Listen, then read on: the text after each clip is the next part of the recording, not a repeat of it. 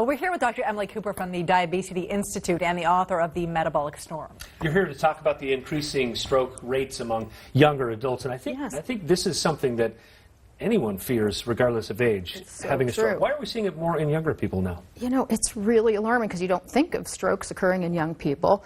But a recent analysis showed that in the age group of 18 to 44, stroke rates have nearly doubled in males, and they've increased 30% in females. So we really have to change our frame of thinking about when to screen people and when we should be concerned.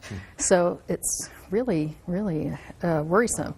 So what puts you at risk if you are in that age group? Well, you know, the risks really have to do with risk factors. And so what they're seeing is there's an increase in risk factors also that are occurring at younger and younger ages. And these risk factors are predominantly high blood pressure, high cholesterol, type 2 diabetes, pre-diabetes, obesity, and those are the primary ones, and they have a genetic basis. So it's not uncommon in my office that I see 3 generations, where we have grandparents, parents, and children who are all affected.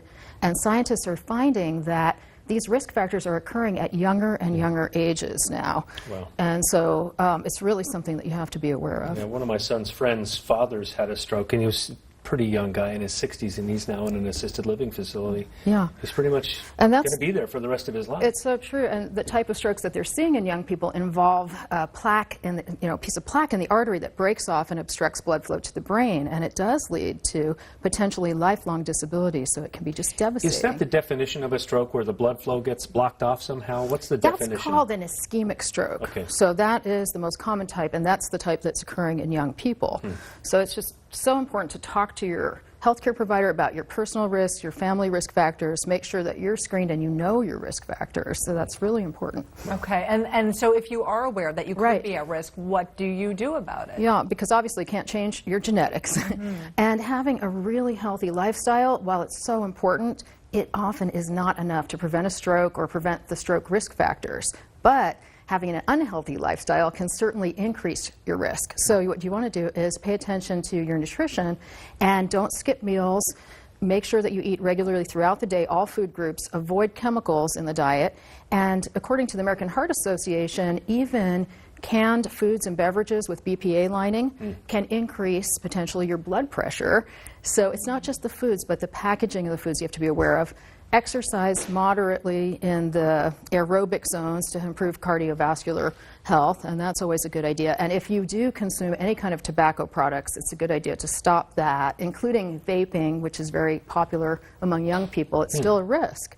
And another thing I found is that people are not aware that binge drinking in young children is a big risk too. And kids in 8th grade to 12th grade are actually participating in that behavior at alarming rates, and so excessive alcohol consumption is also a potential risk. Finally, is this just an extension of other sort of diseases that we used to see just in old people, and now we're seeing in younger people? It really is, and that's what it comes down to, is these stroke risk factors, which are, you know, the high blood pressure, the high cholesterol, the pre-diabetes. These are really occurring at younger and younger ages, and so getting screened early is really important because these don't occur overnight. Strokes don't happen overnight. It takes 10 to 20 years to develop enough disease pathology to lead to a stroke.